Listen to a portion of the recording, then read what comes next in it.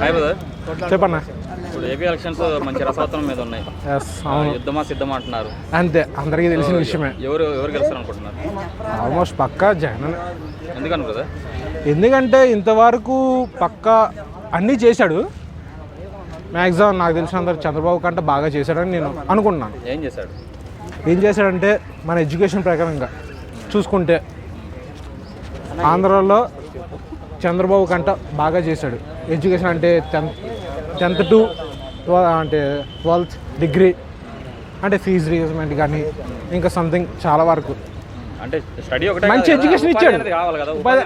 Yes, దాని గురించి ఆ మాటకే వచ్చేస్తే నేను కాదనట్లేదు. అంటే పక్కా జాబ్స్ మాత్రం లేవు ఆంధ్రాలో. ఆంధ్రాని ఎత్తుకోవాల్సిందే హైదరాబాద్, బెంగళూరు, ఢిల్లీ ఇటు పక్క వెళ్తున్నారు.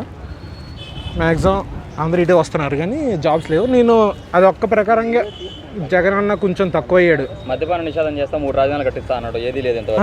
అలాగే ఆ మాటకి వస్తే స్టార్టింగ్లో ఏం చెప్పాడు, నేను మద్యపానం ఆపించేస్తా అన్నాడు. కాకపోతే రేట్లు పెంచాడు.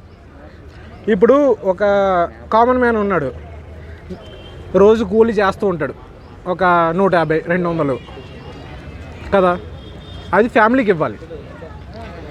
ఇప్పుడు 120 ఉండాల్సింది 200 చేశాడు. ఆ 200 పెట్టి తాగే బదులు ఫ్యామిలీకి ఇవ్వచ్చు కదా, ఇవ్వలే. ఆ 200 పెట్టి సంపాదించిందల్లా తాగడానికి పెడుతున్నాడు. తాగడం తప్పు ఎవరిది?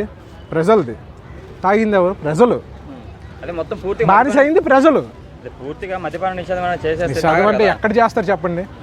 ఇండియాలో వాళ్ళే చూసుకుందాం. మద్యపానం ఎవరు ఆపగలరు చెప్పండి?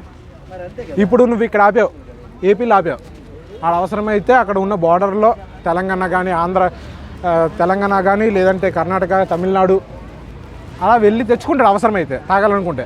అవసరమైతే సారా తాగుతాడు. అది ఎక్కడ లేదు సారా, అన్ని చోట్ల ఉంది. ఇప్పుడు 120 రూపాయలు పెట్టి క్వార్టర్ కొనే బదులు 20 రూపాయలు పెట్టి సారా ప్యాకెట్ కొనుక్కుంటాడు.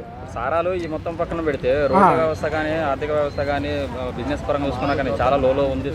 చేయలేదని చెప్పి అది కరెక్టే, బట్ అది మనం చెప్పలేము. ఇప్పుడు మనకి కావాల్సింది ఎడ్యుకేషన్. కానీ యువతకి మంచి ఎడ్యుకేషన్ కావాలి. ఆ ఎడ్యుకేషన్ నాకు తెలిసినంతవరకు ఇస్తున్నాడు జగనన్న నాకు తెలిసినంతవరకు బాగా ఇస్తున్నాడు. నాకు ఎడ్యుకేషన్ నాకు అర్థమవుతుంది. బట్ జాబులు అనేది మన ఆంధ్రాలో లేవు. అది దానికి కారణం అంటే మనం మాత్రం ఏం చెప్పగలం? ఇప్పుడు చంద్రబాబు ఉన్నాడు. చంద్రబాబు నాకు తెలిసి అప్పుడులో ఐటీ జాబ్స్ మొత్తం తెలంగాణ ఆంధ్ర కలిసి ఉండేది. అప్పుడులో హైదరాబాద్కి మాత్రం తెప్పించాడు.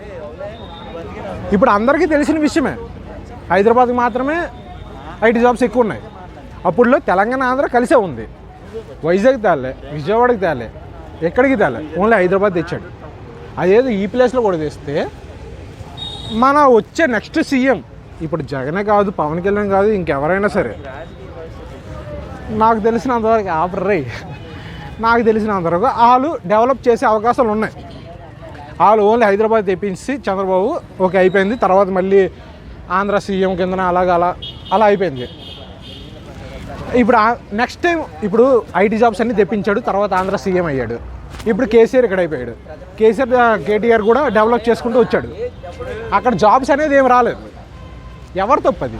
అక్కడ తెప్పించి ఇక్కడ తెప్పించకపోవడం తప్ప? తెప్పించాలి కదా ఇక్కడ కూడా. ఓకే, పోయినసారి 2019లో 150 సీట్లు వచ్చినాయి. ఈసారి ఎన్ని సీట్లు వచ్చే అవకాశాలు?